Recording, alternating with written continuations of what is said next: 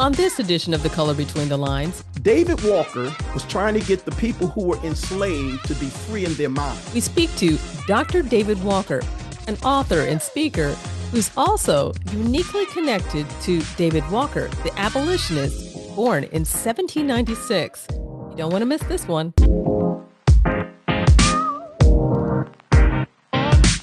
I'm Esther Dillard on the Black Information Network, chatting with writers and authors who offer an added perspective for our listeners. This is The Color Between the Lines. 1, 2, 3, 4. History tells us that David Walker was born in 1796 in Wilmington, North Carolina, to an enslaved father and a free mother, which at that time meant that he was made automatically free. He grew up witnessing the horrors of slavery and became an outspoken abolitionist. He also helped start the first Black newspaper in the United States called the Freedom's Journal. On this edition of The Color Between the Lines, we speak with Dr. David Walker, who has a unique connection to the abolitionist. The author, motivational speaker, and coach talked to me about how he first learned about the abolitionist when he was in elementary school. Yeah, I was a student in middle school, and as I remember, it was the first day of class, and the teacher was calling the attendance. And of course, she was going through every child's name, and by my last name being Walker, I'm always at the end of the line, right? And just as she was getting ready to get to my name, I'm looking up because I know she's going to call my name. And at the same time, she looked up and began to pan the room to see which child was going to answer to the next name. And she says, David Walker. And I raised my hand and said, present. And then she asked me, she said, have you ever heard of the historical David Walker? And I said, no, I didn't. And she said, yeah, David Walker wrote David Walker's Appeal during slavery. He was a slave abolitionist. So she gave us a quick summary. I don't know whether the rest of the class was excited, but I was paying attention because his name was David Walker. And of course, as you can imagine, we didn't have Google back then. So I had to go home and get an encyclopedia and read about him. And, of course, middle school and high school didn't really pay a whole lot about him, but having heard who he was. But then when I got older and became more involved with social justice cause and the empowerment of Black people, I remembered and I went looking at David Walker again. And now he is my hero, not only just my Black history hero, but he's my hero all year long, David Walker. Well, how has he influenced your personal and your professional life? Yeah, David, that appeal that he wrote back in 1829 was appealed about telling Black people, even though they were enslaved because it was during slavery, that they were to rise up and to know that God had created them to be just as equal as their slave masters. So they were to fight against oppression. And yes, in my work today, I see that. I see the cause of actually wanting to fight against oppressive systems that bind us, inflict us, and cause us pain. And if you don't stand up against the system is going to dominate you. And it is still present today. So I take the words of David Walker, the mission of David Walker, and I really make it a part of my life today. I understand you are an author yourself. You're the author of a book called The Champion's Mind. Does this in any way connect to that book at all? Well, the book doesn't specifically connect to David Walker's vision. It doesn't connect specifically, but here's what The Champion's Mind talks about. It talks about how to be a champion. And maybe that's the connection between my book and what David Walker's appeal was. When you begin to stand up and live out your life, live out your dreams, live out your purpose and your destiny, I could see that being that appeal to like David Walker had, because it was about standing up and knowing your God-given rights in society. So The Champion's Mind is about winning in life, winning in every aspect, whether it's your business, whether it's your home, your marriage. God sent us here to be champions. And I wrote that book, The Champion's Mind, How to Defeat Giants and Win, because life is all about giants coming into our lives. There are obstacles, there are setbacks, and we're just going to have to overcome them in order for us to win. Talk about what motivated you to start this book, because you have a unique story in how this all started. Yeah, my story goes back to actually when I was born. It was March of 1960.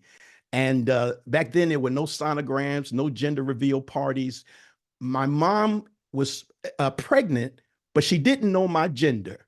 And her and my dad, they decided that if I was a boy, they were going to name me Michael. My mother was so excited, went around telling all her girlfriends, my son's going to be named Michael. My son's going to be named Michael. I think my mom thought I was going to be an angel. No, mom, wasn't going to be no angel, right? But she comes to my grandma, Martha, and she says, Ma, if I have a second son, I got an older brother, Robert, we've decided to name him Michael. But my grandma, Martha, turned to my mother after hearing that news. She looked her directly in her eye and she said, his name is David. Because in the Bible, David was a king, David killed Goliath, and David was a great man, and my grandson will be named David, and he will be a great man. Esther, I love my grandmother because she saw the giant slayer in me. She saw me as a winner, an overcomer, and a champion.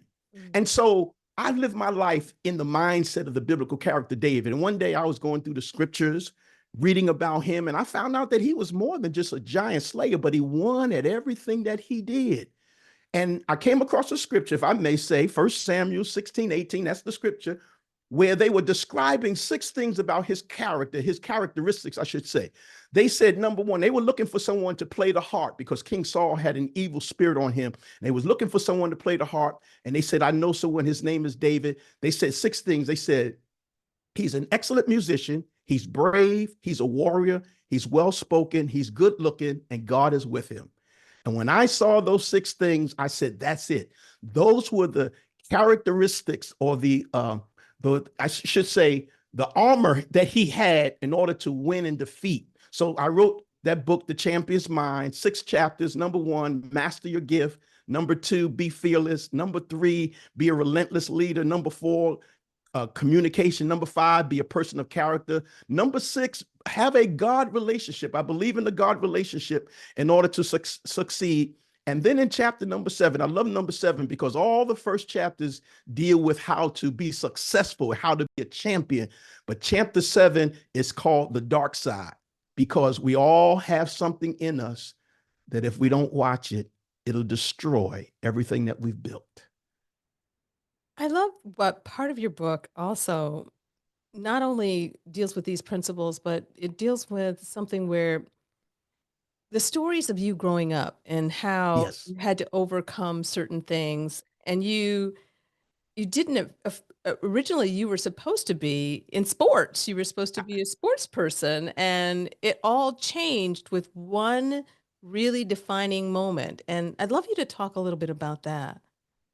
Yeah, I grew up in Bed-Stuy, Brooklyn. If I'm sure your audience is well versed with Bed-Stuy, Brooklyn. Is the home of Biggie and Jay-Z and Shirley Chisholm and so many different people. So when you grow up in Bed-Stuy, we all wanted to be what I call a living legend. No doubt Biggie, living legend, Jay-Z, living legend. But baseball was my thing. It was the thing that I was going to do, grow up. I grew up desiring to be a professional athlete, professional baseball player. And in my senior year of college, I received a letter from the Los Angeles Dodgers inviting me to come and try out. As to getting that letter, oh man, my dreams were about to come true. I was excited. I was thrilled because I was getting ready to become a living legend out of Bed-Stuy, Brooklyn. But a few days before the tryout, I remember playing in the game, and I was standing on second base, and my teammate got a big base hit to the outfield. And as I'm dashing around third, trying to come home and score a run for my team, there was a play at home plate. The throw was high. The catcher, he jumps up in the air to catch the ball. And as I go to put my foot on home base, the weight of the catcher comes down and it breaks my leg. Esther, as you can imagine, that day I was just rolling and screaming, my leg, my leg. And I got a chance to look down at my leg, and I knew what had happened. I knew that I wasn't going to make that tryout. And I knew that my baseball career was over. But there's something, and as you can imagine, I was sad and depressed and disappointed because not only was my leg broken, but my dreams were shattered right there on that baseball field. But I realized that while I was laying there, I was experiencing what you call a defining moment. It's been said that when a defining moment comes, either you define the moment or the moment will define you. And so what I decided to do that day, get up, I went, I rehabbed my leg, I came back to school, I finished my degree, I earned several degrees. I became a teacher, a school administrator. I even was a pastor for a number of years. And then I refereed NCAA Division I basketball for over 25 years, you know? And so, Esther, when I look back at that moment, that setback, breaking of my leg and feeling like my dream was shattered, I decided to get up. And now, when I look at what I overcame then and what I have now become, here's what I say: I win. I say I'm a champion. And that's how you determine what a champion is. It's a person who gets up after a setback, after a challenging moment. And sometimes that setback, as I said in a recent talk, it could be a broken leg, it could be a broken marriage, it could be a broken dream, it could be a broken spirit. But get up, get back in the race, because as our a good friend, I'm forgetting his name right now. Jolly, Willie Jolly, he would say a setback is a setup for a comeback. And so, yeah, I came back. And so that was a difficult moment in my life, but I persisted, and that's what champions do. Well, I'm going to close with a question in regard to how this all connects to David Walker, the abolitionist, and how does it, I guess, his legacy influences you and how you talk to people today. Yeah. You know, again, David told Black people who were enslaved. It's not like today. Today, people can walk around and they're free, even though there is a system of oppression. But back then, they were actually enslaved in 1829. But David Walker told them to stand up against their oppressors. And how do I relate that to today? We have many things in our world today that's oppressing to us and oppressive. The system that we live in is oppressive. But here's how we're free. David Walker was trying to get the people who were enslaved to be free in their minds. Because although they were in chains, if they became free in their minds, they were free people, because a free mind will help you get out of bondage, will help you get out of chains. So today, you can be out of chains, but you can still be enslaved in your mind. So we got to empower our minds. We've got to, educate our minds. We got to know that God has put in us all that we need to win, to be champions.